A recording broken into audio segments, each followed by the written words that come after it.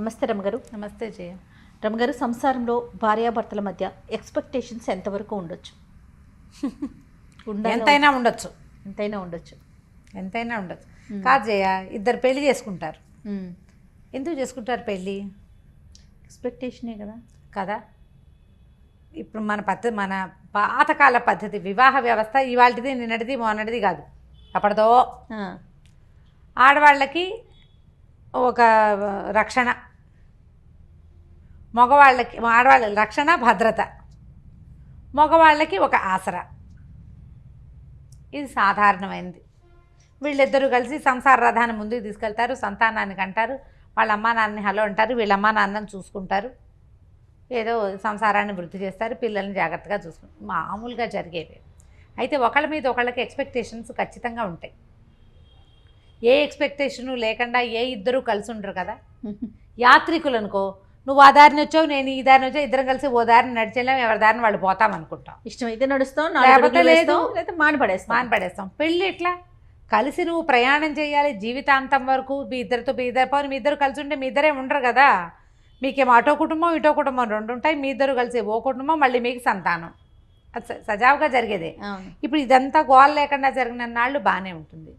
ఎవరికి ఎక్కువ ఎక్స్పెక్టేషన్స్ ఉన్నా ఇబ్బంది. అసలు లేకపోతే ఇంకా నువ్వు కలిసి ఉండటంలో అర్థమే లేదు. ఏదో కొంత ఉండాలి, ఎంతో కొంత. అయితే మితిమీరిన ఎక్స్పెక్టేషన్స్ కానీ, అసలు ఒక సాధారణమైన ఎక్స్పెక్టేషన్ కూడా తీర్చని తనం కానీ, ఈ రెండు కష్టం. మితిమీరిన అంటే మితిమీరటం, ఇప్పుడు ఒక సామాన్యమైన కుటుంబం, ఈ అమ్మాయికి తన బర్త్డే అంగరంగ వైభవంగా చేసేయాలి. ఓకే, ప్రతి బర్త్డేకి భర్త ఏదైనా కొనిపెట్టేసేయాలి. స్పెషల్ గిఫ్ట్లు బాగా చేసేసేయాలి. ఎప్పుడు ఏం కావాలన్నా లేదనకూడదు, కాదనకూడదు, ముద్దుగా చూడాలి, అలా ఎలాగో చూసుకోవాలి, అద్భుతంగా చేసేసేయాలి అన్నీ. ఇవి అందరు ఆడపిల్లలకి ఉంటాయి. మీకు ఉండవా అంటావు నన్ను, నాకు ఉంటాయి, అందరికీ ఉంటాయి. అవతల వాడి శక్తియుక్తులు, వాడి సమయం, పరిస్థితులు, అవకాశాలు.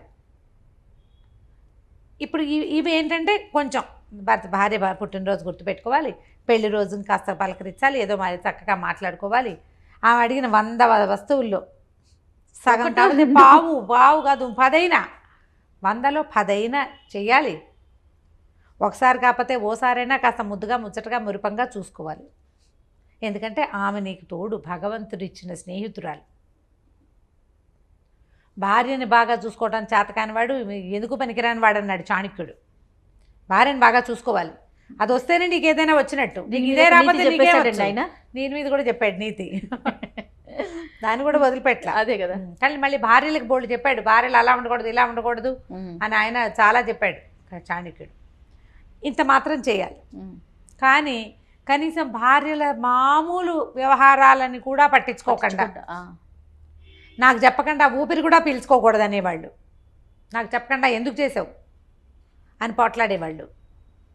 మామూలుగా అసలు ఒక వైఫ్ సహజంగా కోరుకుంటుంది, కొంత భర్త తనతో ప్రీతిగా ఉండాలి, ప్రేమగా ఉండాలి, తనంతట తన దగ్గరికి తీసుకోవాలి, తనంతట తను ఏదైనా అయ్యో తిన్నావా, అది పడుకున్నావా, లేచావా, ఏమిటి మొహం అలా ఉంది, ఒంట్లో బాగోలేదా, మినిమం అవి కూడా చేయని వాళ్ళు చాలామందే ఉన్నారు ఇప్పటికి కూడా.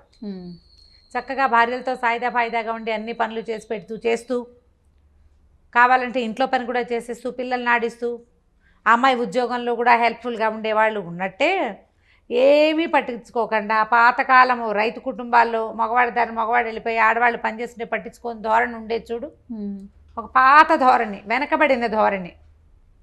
ఆడాళ్ళని పెంచకూడదు, ఆడాళ్ళకి ఏం చూడకూడదు, దానికి ఎక్స్పెక్టేషన్ ఏమిటి, గాడిది గుడ్డు లాంటి భావాలు ఉన్నవాళ్ళు కూడా ఇప్పటికీ ఉన్నారు. మార్చుకోవాలి, వాళ్ళు మారాలి. వీళ్ళు ఓవర్ ఎక్స్పెక్టేషన్స్, గ్రేట్ ఎక్స్పెక్టేషన్స్ ఆడవాళ్ళు తగ్గించుకోవాల్సి వస్తుంది.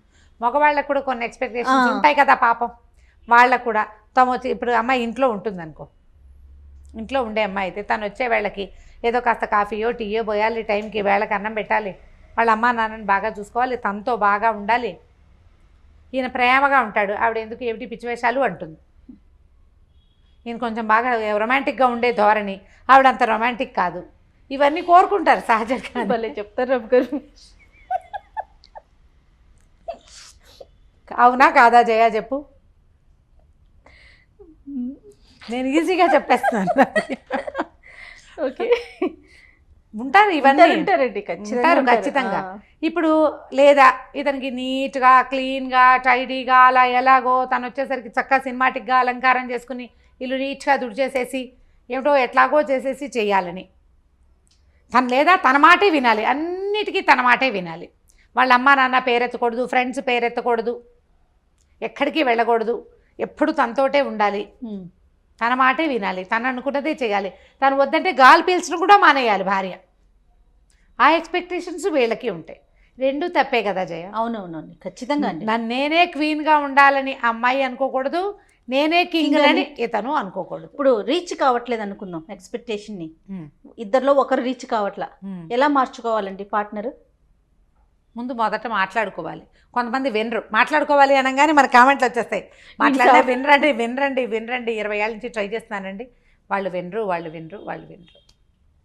ఓకే, అప్పుడు ఏం చేస్తాం, ఎక్స్పెక్టేషన్స్ తగ్గించుకోవాలి.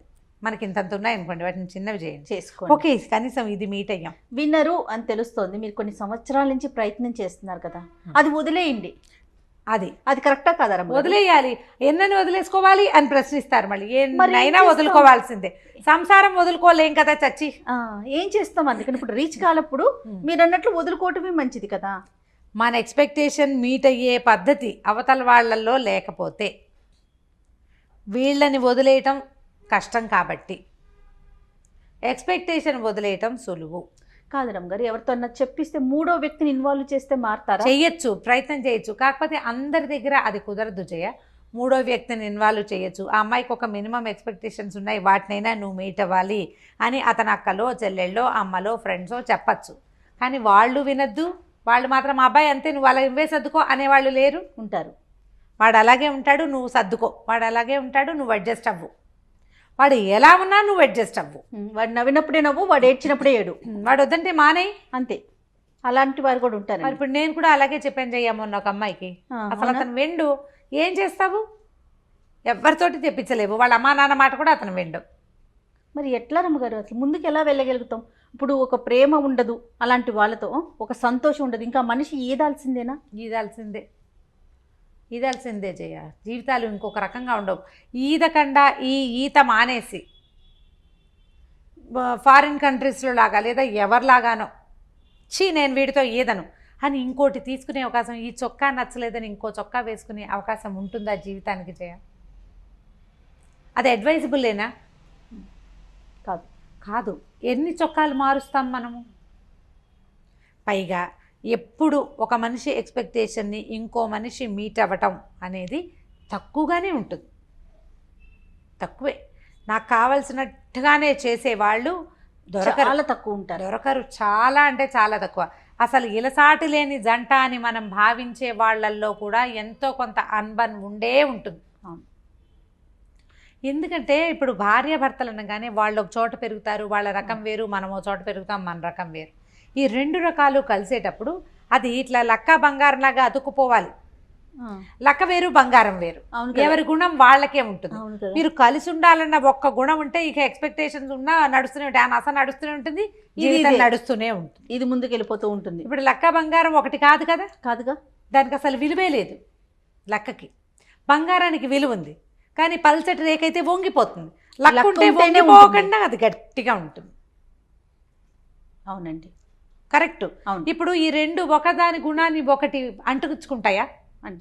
అంటే ఇవి పాతకాలపు మాటలు కదా జయ. నేను వెనకబడిన దానిలాగా కనపడతాను, కానీ వీటిలో ఎంత విలువ ఉంది? విలువ ఉందో లేదో, మాటలో ప్రతి అక్షరం ఒక బంగారం అన్నమాట, వజ్రం లాంటి మాట కదా. పాత మాట ఇది, లక్కా బంగారం. ఎందుకు కలిసి ఉండాలి?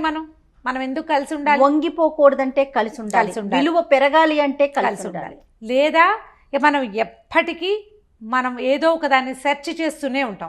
నీ సెర్చింగ్ వస్తువుల కోసమో విషయాల కోసమో సెర్చ్ చేయొచ్చు, వ్యక్తుల కోసం సెర్చ్ చేయాలంటే ఎన్ని చేతులు మారాల్సి వస్తాం మనం. మన ఇద్దరితో పాటు మూడో వ్యక్తి కూడా రెడీగా ఉంటారు కదా. కొద్ది రోజులు ఒకళ్ళతోటి కలిసి ఉండేసరికల్లా సంసారం పెరిగిపోతుంది, సంతానం ఏర్పడుతుంది. మనకి ముందు వెనక కుటుంబాలు ఉంటాయి, ఇన్వాల్వ్ అయిపోతారు కదా జనాలు. ఎవరితోటి సంబంధం లేకుండా ఫ్రీలాన్స్గా ఫ్రీ బర్డ్గా తిరిగే వాళ్ళని మామూలు మనుషులు కానివంటే మర్యాదస్తులుగా చెప్పలేదు సమాజం. సమాజం ఒప్పుకోదు, మనమేమో ఇందులోనే వెళ్ళాలి. మన కల్చరే ఇది కదా కల్చర్ ప్రతి వాళ్ళకి చులకనైపోతాం. ఇప్పుడు సమాజం ఏంటంటే మగవాళ్ళు అడ్జస్ట్ అవ్వాలి, ఆడవాళ్ళు సర్దుకోవాలి, రెండు ఒకటే. అంతే, రెండు ఒకటే. వాళ్ళ పరిధి వరకు వాళ్ళు అడ్జస్ట్ అవ్వాలి, వీళ్ళ పరిధిలో వీళ్ళు సర్దుకోవాలి. సర్దుకుని ఒక వివాహానికి ముందే మాట్లాడుకునే అవకాశాలు, డిస్కస్ చేసే ఛాన్సెస్ ఉన్నాయి. అవన్నీ మాట్లాడుకోండి. వన్స్ పెళ్ళిలోకి ఫిక్స్ అయ్యాక ప్రపంచం మన గురించి మాట్లాడేలాంటి పరిస్థితులు కల్పించుకోవద్దు. ఎక్స్పెక్టేషన్స్ మీట్ అవ్వలేని ఎక్స్పెక్టేషన్స్ కనుక ఉంటే, ఏ విషయంలో మీట్ అవ్వలేకపోతున్నామో దాన్ని కొంచెం తగ్గించుకోండి, లేదా రెండో వాళ్ళు దాన్ని మీట్ అవ్వడానికి కొద్దిగా ట్రై చేయండి. తగ్గించుకోవటం, మీట్ ప్రయత్నం చేయటం, ఈ రెండు ఇద్దరూ చేయవలసిందే. చేస్తే సంసార రథం ముందుకెళ్తుంది. నేను అనుకుంటారమ్మ గారు, ఇలాంటి ఎక్స్పెక్టేషన్స్ రీచ్ కావట్లేదు, ఇబ్బంది పడుతున్నప్పుడు ఇటు పేరెంట్స్ కానీ అటు పేరెంట్స్ కానీ కొంచెం కల్పించుకొని వాళ్ళిద్దరిని కలిపే ప్రయత్నం చేస్తే మరింత అక్షింతలు వేయటం, మరింత గ్యాప్ను పెంచే ప్రయత్నాలు కాకుండా అలాగే చేస్తారు. అదే ప్రధానమైంది, మనతో ఉన్న రెండో వ్యక్తి వీళ్ళతో ఎందుకున్నామా అని నిత్యము ఏడుస్తూ ఉంటే, నిత్యం ఫీల్ అవుతూ ఉంటే, ఎందుకు మన బతుకు వేస్ట్ కాదు? అదొక జీవితమా? అది మన పార్ట్నర్ హ్యాపీగా లేనప్పుడు, హ్యాపీ కాదు కానీ హ్యాపీగా లేకపోయినా పర్వాలేదు, ఏడుస్తూ ఉంటే భరించలేనితనం. ఆ బంధమే అనవసరం కదా. ఈ అనవసరమైన బంధాన్ని ఎందుకు కొనసాగించాలని అవతల వాళ్ళకి అనిపించడం ఎంత న్యాచురల్. ఇప్పుడు నా బోట్ నీ బోట్ దాన్ని చెప్తే ఏమంటాం మనం? ఫ్రెండ్స్ ఏమంటారు? ఏచి ఇంకా వీళ్ళతో ఎందుకు, ఈ అమ్మాయితో ఎందుకని మగవాడి ఫ్రెండ్స్ అంటారు, ఈ మగాడితో ఎందుకని అమ్మాయి ఫ్రెండ్స్ అంటారు. చెరో పక్కన లాగుతారు. ఇక్కడ అడ్జస్ట్ అవ్వాలా, ఇంకో చోట అడ్జస్ట్ అవ్వాల్సి రాదా? కానీ కాదు కరమ్మ గారు, ఆ మనిషి యొక్క ఘోష ఎంత కొట్టేస్తుంది, ఎంత బాధ అనిపిస్తుంది కదా. యువతల మనిషి మీకు అది ఎంత తగులుతుంది కదా, ఎంత తగులుతుంది, ఎంత బాధ, ఎంత హింస. పోనీ నువ్వు ఇక్కడ సరిగ్గా లేవు, రేపొద్దున ఇంకా కొంచెం జీవితాలు ముందుకెళ్ళావనుకో, అక్కడ అబ్బో ఓసారి ఇలా అయ్యింది, ఈసారైనా సర్దుకోవాలనిపిస్తుంది. నువ్వు మొదటే ఎందుకు సర్దుకోవు? నువ్వు ఆ సర్దుకోవడం మొదటే ఎందుకు చేయకపోతావు? ఇంట్లో వాళ్ళు కూడా ఒక పెళ్లి ఫెయిల్ అయింది, రెండో పెళ్లి చేసాం, ఇప్పుడైనా సర్దుకోవాలనుకుంటారు. మీరు మొదట ఎందుకు సర్దుకోరు? వదిలించేసుకోవాలని చూడటం, రెండోసారి పూర్తిగా అడ్జస్ట్ అయిపోవాలని చూస్తారు. అవును, అది కూడా జరుగుతుంది. మొదటిసారేమో చాలా చూస్తారు, రెండోసారేమో డిపెండ్ అయిపోతూ ఉంటారు. అది కొంచెం ఆలోచించండి. కుటుంబాల్లో ఆలోచించాలి, పెద్దవాళ్ళు ఆలోచించుకోవాలి, వైఫ్ అండ్ హస్బెండ్ పెళ్ళిళ్ళు చేసుకున్నటువంటి వాళ్ళు ఆలోచించాలి, వీళ్ళ మధ్య సంతానం అంటే వాళ్ళ గురించి ఆలోచించాలి. ఓకే, లెట్ ఇట్ బి, ఇప్పటిదాకా ఏదో అయ్యింది, ఇప్పుడైనా ఒక మ్యారేజ్ కౌన్సిలర్ దగ్గరికి వెళ్దాం. ఇవి నా ఎక్స్పెక్టేషన్స్, ఇతను మీట్ అవ్వట్లేదు అని అమ్మాయి చెప్పి, ఇది నా ఎక్స్పెక్టేషన్స్, ఈ అమ్మాయి మీట్ కావట్లేదని ఆయన చెప్పి, మధ్యలో ఒకళ్ళని పెట్టుకుని ఈ రెండు ఎక్స్పెక్టేషన్స్ ఈ పొడుగులు ఉన్నాయి కదా, వాటిని ఇట్లా దగ్గరికి తగ్గించుకోవటం చేసుకుంటే కొంత బెటర్గా ఉంటుంది. ప్రయత్నం చేసి తీరాలి ఖచ్చితంగా. ఇప్పుడు మన సమాజం చాలా చిన్నది, ప్రపంచం పెద్దదైపోయింది, సమాజం మాత్రం చిన్నది, సమాజాలు చిన్నవైపోయినాయి. ఈ చిన్నవైన సమాజాల్లో మనకి భగవంతుడు తోడుగా ఇచ్చిన ఒక పెళ్ళితో ఇచ్చిన వ్యక్తిని చెడగొట్టుకోవద్దు. వాళ్ళంతా చేసుకోవట్లేదా రెండో పెళ్ళి, మూడో పెళ్ళి, 36వ పెళ్ళి అంటే మరి వాళ్ళ పిల్లల జీవితాలు ఎలా ఉన్నాయో ఒకసారి చూడండి. అంతే కదా.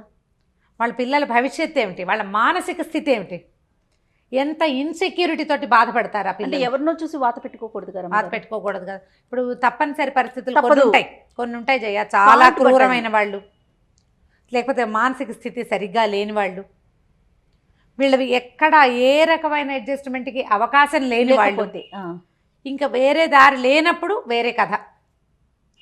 అడ్జస్ట్ అయితే సరిపోతుంది అనిపించినప్పుడు మాత్రం, మీకు అనిపించదు అడ్జస్ట్ అయితే సరిపోతాను, మీ ఫ్రెండ్స్, మీ కలీగ్స్, మీ పేరెంట్స్ నువ్వు కాస్త తగ్గు అని చెప్తే తగ్గిపోండి. ఎక్కడ తగ్గాలో ఆలోచించుకోండి. ఎస్.